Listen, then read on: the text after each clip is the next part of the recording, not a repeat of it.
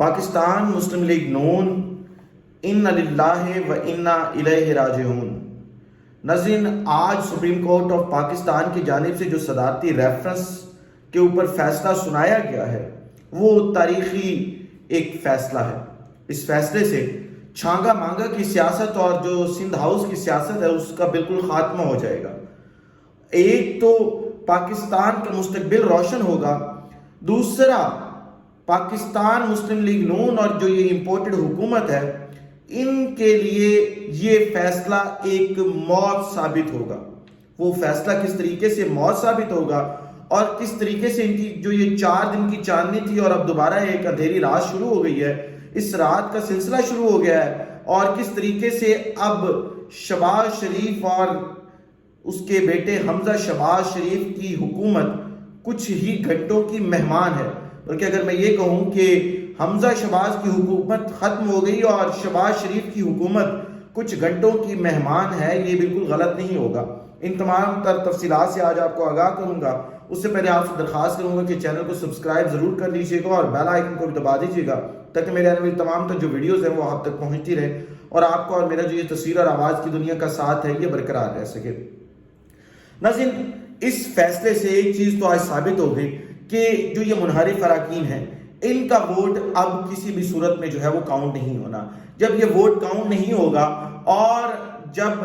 جس وقت اب ہم دیکھ رہے ہیں اس صورتحال کے اندر پنجاب کے اندر ایک وزیر اعلیٰ جس سے ابھی تک اپنی کابینہ نہیں بنائی جا رہی، جس کابینہ کے اوپر فیصلہ نہیں ہو پا رہا کہ کون سے بندے کو کون سی وزارت دینی ہے اور اپنے کون سا جو ان کا اتحادی تھا اس کو کس طرف لے جا کے کھڑا کرنا ہے،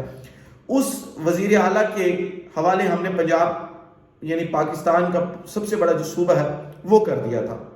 لیکن ہماری خوش قسمتی ہے کہ اب جو فیصلہ آیا ہے اس سے وہ وزیر اعلیٰ بالکل مکمل طور پہ جو ہے وہ گھر جا رہا ہے۔ اب وہ گھر کس طریقے سے جا رہا ہے کیونکہ جو یہ 25 منحرف اراکین ہیں ان سمیت انہوں نے اپنے ووٹ اور بندے جو تھے وہ پورے کیے تھے۔ اب جب اس کو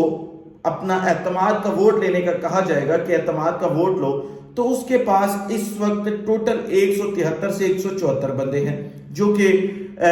بہت کم ہے، اور اس کو جو مطلوبہ تعداد ہے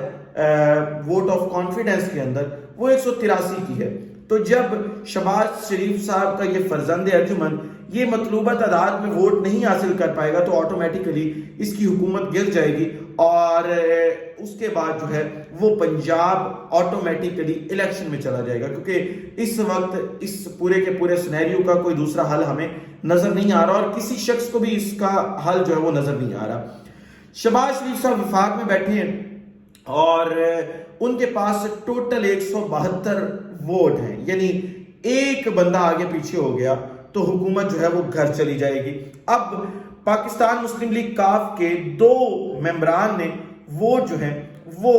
پاکستان مسلم لیگ نواز اور شہباز شریف صاحب کے حق میں ڈالے ہوئے ہیں، اور وہ بھی منحرف اراکین ہے کاف لیگ سے اگر دیکھا جائے۔ جب یہ بات کہہ دی گئی کہ منحرف اراکین کے ووٹ جو ہیں وہ کاؤنٹ نہیں ہوں گے، اور جب سربراہ پاکستان مسلم لیگ کاف اپنا ایک خط الیکشن کمیشن آف پاکستان کو لکھ دیں گے کہ یہ دونوں اراکین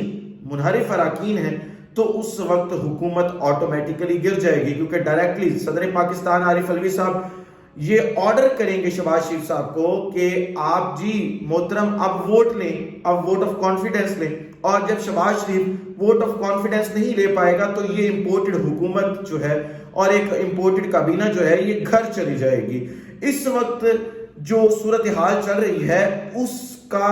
بہت اچھے طریقے سے شہباز شریف اور حمزہ شہباز کو معلوم ہے کہ اب معاملات کس طرف جو ہے وہ جا رہے ہیں، اس لیے وہ یہ چاہ رہے ہیں، ان کی دلی خواہش ہے کہ کسی طریقے سے بھی جو ہے وہ الیکشن اناؤنس کر دیے جائیں اور اسمبلیاں جو ہے وہ تحلیل کر دی جائیں۔ لیکن اس وقت ان کی راہ میں سب سے بڑی رکاوٹ آصف علی زرداری صاحب ہے۔ آصف علی زرداری صاحب نے وہ بدلہ لیا ہے پاکستان مسلم لیگ نون سے اس دفعہ